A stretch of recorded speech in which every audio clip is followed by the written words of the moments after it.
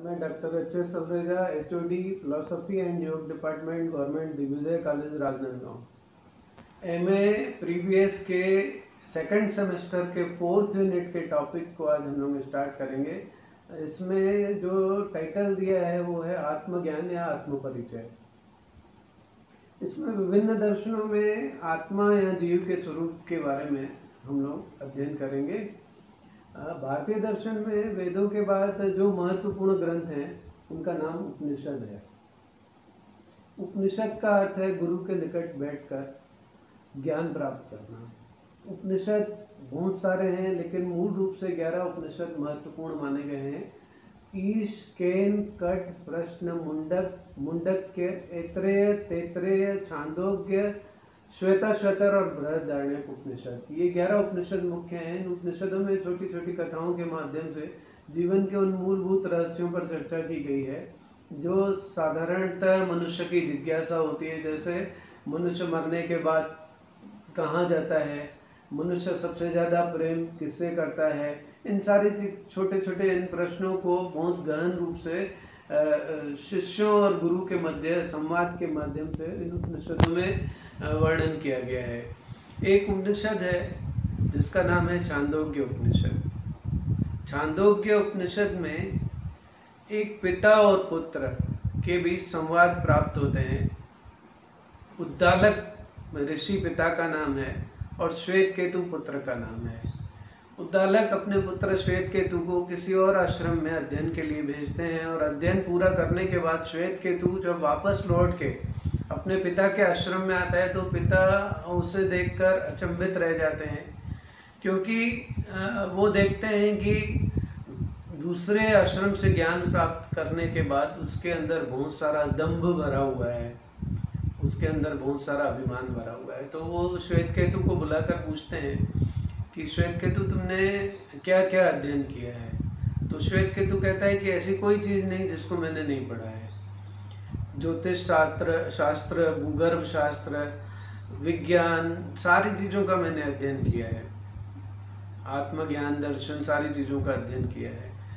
तो उद्दालक कहते हैं अच्छा श्वेत केतु तुमने सारा अध्ययन कर लिया, अब मैं तुमसे एक प्रश्न पूछता हूँ, क्या तुम उसका उत्तर बता सकते हो। श्वेत केतु कहता है कि आप कुछ भी मुझसे पूछ लीजिए, मैं सारी चीज़ों का मुझे ज्ञान है। उद्दालक ऋषि उससे प्रश्न पूछते हैं। वो प्रश्न यह है कि वो कहते हैं श्वेत केतु तुम ये बतलाओ कि वो क्या चीज़ है जिसको जान लेने से सारी चीज़ों को जान लिया जाता है, जिसको देख लेने से सारी चीज़ों को देख लिया जाता है। पहली तरह की तरह यह प्रश्न जब श्वेत केतु के पास पहुंचता है तो श्वेत केतु सोच में पड़ जाता है कि ऐसी कौन सी एक चीज़ है जिसको जान लेने से सारी चीज़ों को जान लिया जाए। तो उसका अहंकार थोड़ा कम होता है और वह अपने पिता उद्दालक से कहता है कि यह वो प्रश्न है जिसका उत्तर मैं नहीं जानता और इसका उत्तर आप मुझे दीजिए। उद्दालक ऋषि उससे कहते हैं कि तुम एक बर्तन में पानी लेकर आओ और एक नमक की डली लेकर आओ।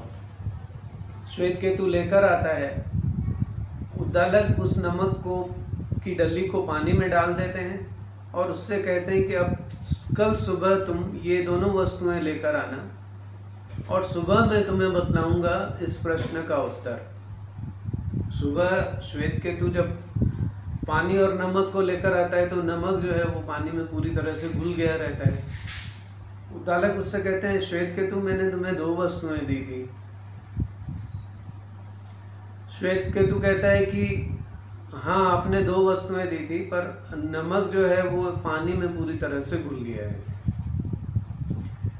तो उद्दालक कहते हैं कि वो नमक पानी में कहाँ पर है। तो श्वेत केतु कहता है कि वो हर जगह पर है, जहाँ से अगर पानी को उठाकर हम चखेंगे तो हमें उसके खारेपन की अनुभूति होगी। तब उद्दालक उसे श्वेत केतु को उस प्रश्न का उत्तर बतलाते हैं। वो कहते हैं श्वेत केतु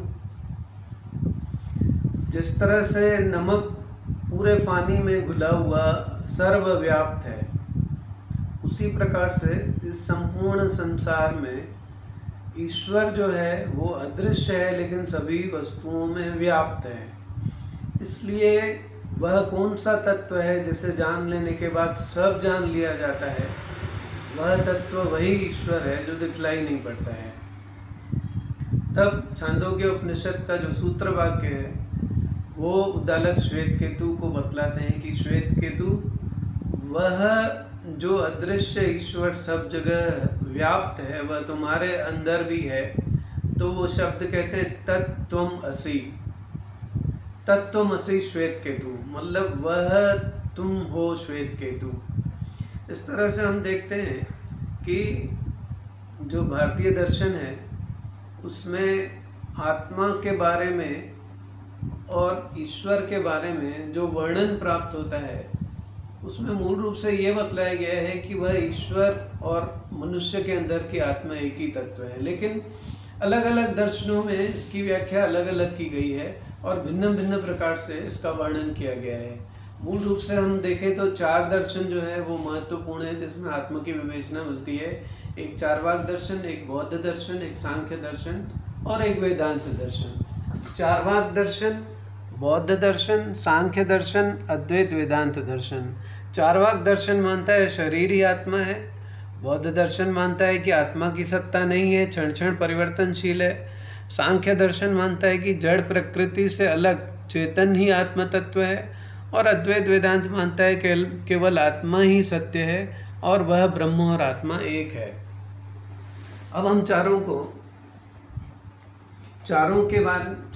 दर्शनों में जो इस स्वरूप का वर्णन किया गया है इसके बारे में थोड़ा थोड़ा स्पष्ट करेंगे। सबसे पहले चार्वाक दर्शन पर आते हैं। चार्वाक दर्शन भारत का पहला भौतिकतावादी दर्शन है जो किसी भी तत्व को, ईश्वर को, आत्मा को, पुनर्जन्म को अस्वीकार करता है, इसलिए इसे नास्तिक दर्शन भी कहते हैं।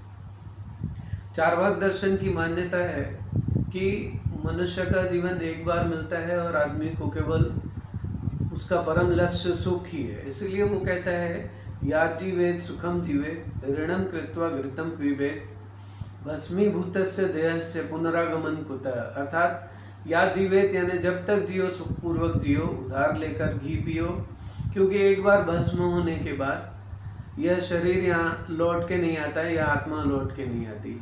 इस प्रकार से वो सिर्फ एक जीवन को ही सत्य मानता है, इसलिए वहाँ पर अगर देखें तो वो कहता है शरीर एवं आत्मा, यानी यह शरीर ही आत्मा है, इस पर ही ध्यान केंद्रित करना चाहिए। इसलिए चार्वाक दर्शन की बाकी सारे भारतीय दर्शन जो है आलोचना करते हैं। उसके बाद जब हम गौतम बुद्ध के दर्शन पर आते हैं तो बौद्ध दर्शन जो है वो कहता है कि आत्मा की सत्ता नहीं है, क्षण क्षण परिवर्तनशीलता को वो स्वीकार करता है। गौतम बुद्ध का दर्शन भी नास्तिक दर्शन है, वह भी ईश्वर और आत्मा को अस्वीकार करता है। बौद्ध दर्शन में बतलाया गया है कि आत्मा नहीं है, 5 प्रकार के संघात हैं, रूप, वेदना, संज्ञा, संस्कार, विज्ञान। हमारा जो नाम रूप शब्द का अर्थ है भौतिक और मानसिक शरीर। यह भौतिक और मानसिक शरीर इन 5 स्कंधों से बना हुआ है, रूप, वेदना, संज्ञा, संस्कार, विज्ञान। यह संघात इतनी तेजी से परिवर्तित होते हैं कि हमें एक सत्ता का बोध होता है, एक आत्मा का बोध होता है। बौद्ध दर्शन कहता है कि आत्मा नहीं है, इसलिए उसके सिद्धांत को नैरात्मवाद कहा जाता है। बौद्ध दर्शन बतलाता है कि जिस प्रकार से यदि हम एक लकड़ी को लेकर तेजी से गोल गोल घुमाएं तो हमें लगता है कि एक सर्कल बन गया है, लेकिन वहाँ सर्कल होता नहीं है, सिर्फ वो लकड़ी इतनी तेजी से घूमती है कि हमें वह एक आकार दिखलाई पड़ता है। इसी प्रकार से स्कंद भी इतनी तेजी से घूमते हैं कि हमें आत्मा का बोध होता है, पर वहाँ आत्मा कोई होती नहीं है। इसलिए बौद्ध दर्शन में ये भी कहा गया है कि एक नदी में दोबारा स्नान नहीं किया जा सकता, अर्थात जहाँ पर स्नान किया वो तो पानी बह गया। जिस प्रकार से मोमबत्ती के फ्लो जो हैं उत्पन्न और नष्ट होते रहते हैं, उसी प्रकार से आत्मा भी नहीं होती है, सिर्फ हमें उसका एक रूप दिखलाई पड़ता है, एक आभासी रूप दिखलाई पड़ता है। इसी तरह से स्कंद परिवर्तनशील इतनी तेजी से होते हैं कि हमें एक आत्मा रूप दिखलाई पड़ता है, जबकि आत्मा नहीं होती। तो बौद्ध दर्शन आत्मा को भी अस्वीकार करता है। उसके बाद जब हम सांख्य दर्शन में आते हैं तो सांख्य दर्शन द्वैतवादी दर्शन है और सांख्य दर्शन कहता है कि शरीर और आत्मा का संग्रथित रूप जीव है या मनुष्य है। इसलिए वो जड़ प्रकृति से अलग पुरुष को चेतन तत्व मानता है। पुरुष शब्द का अर्थ बतलाया गया है। पुरुष शब्द किसी पुल्लिंग से संबंधित नहीं है। पूरी मतलब यानी कि महल होता है। शरीर रूपी पुरी में निवास करने वाला चेतन तत्व पुरुष कहलाता है। सांख्य दर्शन में यह बतलाया गया है कि ये पुरुष ही वह आत्म तत्व है या चेतन तत्व है जो प्रकृति के साथ जब संग्रथित हो जाता है तो वह उन दोनों के बीच के भेद को भूल जाता है और अपने शरीर को ही वो चेतन आत्मा मानने लगता है। इसलिए यदि योग के द्वारा अगर इस ज्ञान को प्राप्त किया जाए तो विवेक उत्पन्न होता है और विवेक से पुरुष और प्रकृति के भेद का ज्ञान प्राप्त होता है। इसके बाद जब हम अगले दर्शन में आते हैं तो वह अद्वैत वेदांत दर्शन है। अद्वैत वेदांत दर्शन कहता है कि केवल आत्मा ही सत्य है, ब्रह्म और आत्मा एक है। अद्वैत वेदांत दर्शन ये बतलाता है कि तीनों कालों में जो सत्य है उपस्थित रहता है वही सत्य है, जो पहले भी था, अभी भी है और बाद में भी रहेगा। यह जगत और हम पूर्व में नहीं थे, अभी हैं और बाद में नहीं रहेंगे, लेकिन तीनों कालों में जो एक तत्व हमेशा रहेगा वो ब्रह्म या ईश्वर है। ब्रह्म या ईश्वर पहले भी था, अभी भी है, बाद में भी रहेगा। इसलिए अद्वैत वेदांत दर्शन कहता है कि हमारे अंदर का आत्म तत्व जो है वो स्थायी है, वो हमेशा रहता है।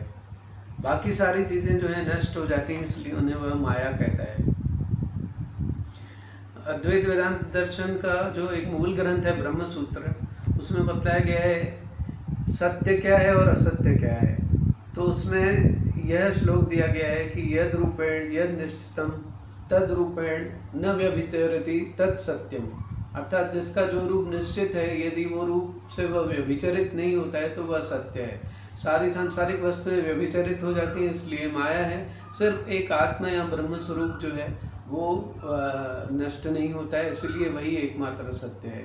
इस तरह से हम देखें तो उपनिषदों में जो तत्वमसि वह तुम हो, वही अद्वैत वेदांत में परिवर्तित होकर इस रूप में आता है जिसमें शंकर कहते हैं अहम ब्रह्मास्मि, अर्थात मैं ब्रह्म हूँ। जो उपनिषद है उसमें भी ये बतलाया गया है कि मनुष्य जो है उसकी पर्सनालिटी 5 प्रकार के एक फोल्डर से बंधी हुई है जिन्हें कोश कहा गया है। ये 5 कोश हैं, अन्नमय कोश, प्राणमय कोश, मनोमय कोश, विज्ञानमय कोश तथा आनंदमय कोश। अन्नमय कोश का अर्थ है कि सबसे बाहर जो शरीर, रक्त, हड्डी, अन्न खाने से बनता है वह अन्नमय कोश है। इसे यदि अलग किया जाए तो फिर हमारे अंदर जो पंच प्राण रूपी हवा भरी हुई है उससे प्राणमय कोश कहा गया है। इस प्राणमय कोश को अलग किया जाए तो हमारी इच्छाएं और हमारे संकल्प विकल्प जो हमारा मन करता है उसे मनोमय कोश कहा गया है। इस मनोमय कोश को भी अलग किया जाए तो विज्ञानमय कोश हमारा चिंतन, हमारी बुद्धि जो है उससे संबंधित है। इसे भी अलग किया जाए तो अंत में जो आनंदमय कोश प्राप्त होता है वही आत्मा का निवास स्थान है। इस तरह से जैसे प्याज के छिलके उतारते जाते हैं उसी तरह से 5 फोल्डर पर्सनालिटी का एनालिसिस उपनिषदों में किया गया है। भारतीय दर्शन में 3 मुख्य चीज़ें हैं, एक जीव, एक जगत और एक ईश्वर। इन तीनों का रूप अगर परिवर्तित हो जाता है तो वही दर्शन अद्वैत कहलाता है, वही दर्शन द्वैत कहलाता है, वही दर्शन विशिष्टाद्वैत कहलाता है। और नास्तिक दर्शन जैन, बौद्ध और चारवाक में इनकी व्याख्या अलग तरह से प्राप्त होती है। अगर हम देखें तो आत्मा या जीव के स्वरूप की ये 4 अलग अलग प्रकार की व्याख्या हैं। चारवाक दर्शन अलग कहता है, बौद्ध दर्शन अलग कहता है, सांख्य दर्शन अलग कहता है और अद्वैत वेदांत दर्शन अलग कहता है। उपनिषदों में इसका वर्णन दिया गया है, गीता में इसकी व्याख्या की गई है और इस आत्मस्वरूप के ज्ञान को ही सबसे महत्वपूर्ण ज्ञान माना गया है। इसके लिए अलग अलग दर्शनों में अलग अलग साधन या अलग अलग साधनाओं का वर्णन हमें प्राप्त होता है। भारतीय दर्शन की किसी भी किताब में यदि इन मुख्य बिंदुओं को ध्यान में रखकर अध्ययन किया जाए तो हमें पूरी तरह से आत्मज्ञान या आत्म परिचय या आत्म या जीव के स्वरूप का वर्णन प्राप्त होता है। धन्यवाद।